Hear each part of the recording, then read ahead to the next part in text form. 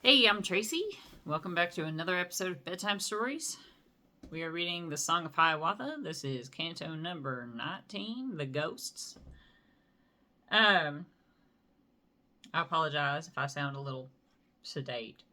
I'm not feeling super awesome, but I made a point I want to finish this before the end of the week. And today's Saturday, and tomorrow's super full. So I'm being proactive instead of being regretful.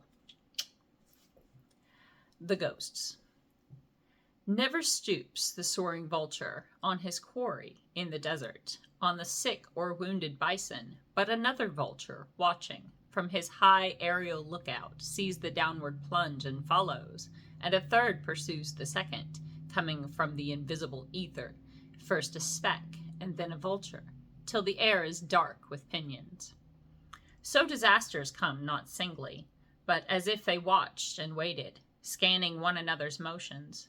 When the first descends, the others follow, gathering flockwise round their victims sick and wounded, first a shadow, then a sorrow, till the air is dark with anguish.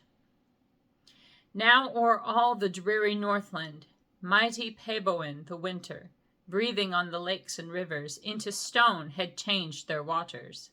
From his hair he shook the snowflakes, till the plains were strewn with whiteness, one uninterrupted level, as if, stooping, the Creator with his hand had smoothed them over.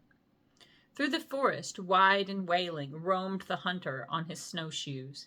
In the village worked the women, pounded maize or dressed the deerskin.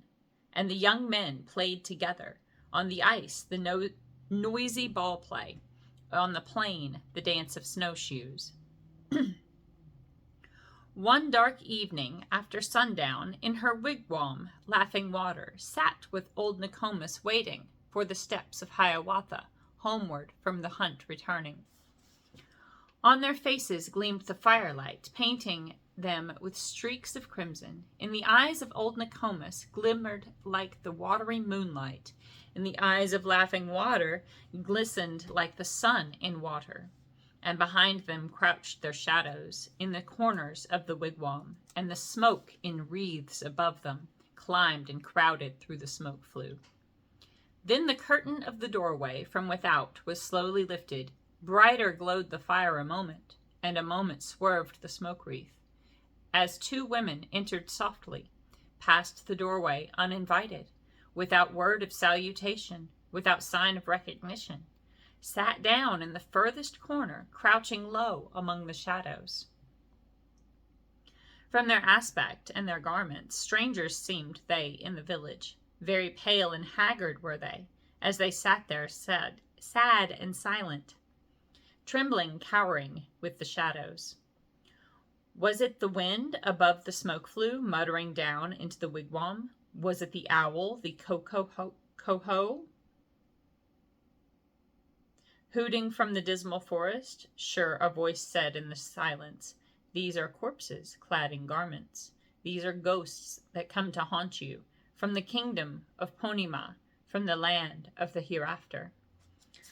Homeward now came Hiawatha from his hunting in the forest, with the snow upon his tresses and the red deer on his shoulders. At the feet of Laughing Water, down he threw his lifeless burden. Nobler, handsomer, she thought him, than when he first came to woo her. First threw down the deer before her as a token of his wishes, as a promise of the future. Then he turned and saw the strangers, cowering, crouching with the shadows, said within himself, "Who are they? What strange guests has Minnehaha?" But he questioned not the strangers, only spake to bid them welcome to his lodge, his food, his fireside. When the evening meal was ready, and the deer had been divided, both the pallid guests, the strangers, springing from among the shadows, seized upon the choicest portions, seized the white fat of the roebuck, set apart for Laughing Water, for the wife of Hiawatha, without asking, without thanking, eagerly devoured the morsels, flitting back among the shadows in the corner of the wigwam. Not a word spake Hiawatha, not a motion made Nokomis, Not a gesture laughing water, not a change came o'er their features, only Minnehaha softly whispering, saying, they are famished. Let them do what best delights them. Let them eat, for they are famished. Many a daylight dawned and darkened, many a night shook off the daylight, as the pine shakes off the snowflakes from the midnight of its branches. Day by day the guests, unmoving, sat there silent in the wigwam. But by night, in storm or starlight, forth they went into the forest, bringing firewood to the wigwam, bringing pine cones for the burning, always sad and always silent. And whenever Hiawatha came from fishing or from hunting, when the evening meal was ready and the food had been divided, gliding from their darksome corner came the pallid guests, the strangers, seized upon the choicest portions, set aside for laughing water, and without rebuke or question flitted back among the shadows. Never once had Hiawatha by a word or look reproved them. Never once had old Nokomis made a gesture of impatience. Never once had laughing water shown resentment at the outrage. All had they endured in silence, that the rights of guest and stranger, that the virtue of free giving, by a look might not be lessened, by a word might not be broken. Once at midnight, Hiawatha, ever wakeful, ever watchful, in the wigwam, dimly lighted, by the brands that still were burning, by the glimmering, flickering firelight, heard a sighing, oft repeated, heard a sobbing as of sorrow. From his couch rose Hiawatha, from his shaggy hides of bison, pushed aside the deerskin curtain, saw the pallid guests, the shadows, sitting upright on their couches, weeping in the silent midnight. And he said, O guests, why is it that your hearts are so afflicted, that you sob so in the midnight? Has perchance the old Nokomis, has my wife, my Minnehaha, wronged or grieved you by unkindness, failed in hospitable duties? Then the shadows ceased from weeping, ceased from sobbing and lamenting, and they said with gentle voices, we are ghosts of the departed, souls of those who once were with you. From the realms of Chiabiabos, hither have we come to try you, hither have we come to warn you. Cries of grief and lamentation reach us in the blessed islands, cries of anguish from the living, calling back their friends departed, sadden us with useless sorrow. Therefore have we come to try you. No one knows us, no one heeds us. We are but a burden to you, and we see that the departed have no place among the living. Think of this, O Hiawatha! Speak of it to all the people, that henceforth and forever they no more with lamentation sadden the souls of the departed in the islands of the blessed. Do not lay such heavy burdens in the graves of those you bury, not such weight of furs and wampum, not such weight of pots and kettles, for the spirits faint beneath them.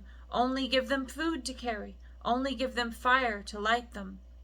4 days is the spirit's journey to the land of ghosts and shadows, 4 its lonely night encampments, 4 times must their fires be lighted. Therefore, when the dead are buried, let a fire as night approaches 4 times on the grave be kindled, that the soul upon its journey may not lack the cheerful firelight, may not grope about in darkness. Farewell, noble Hiawatha. We have put you to the trial, to the proof have put your patience. By the insult of our presence, by the outrage of our actions, we have found you great and noble. Fail not in the greater trial, faint not in the harder struggle. When they ceased, a sudden darkness fell and filled the silent wigwam. Hiawatha heard a rustle, as of garments trailing by him, heard the curtain of the doorway lifted by a hand he saw not, felt the cold breath of the night air, for a moment saw the starlight, but he saw the ghosts no longer, saw no more the wandering spirits from the kingdom of Ponima, from the land of the hereafter. Until next time.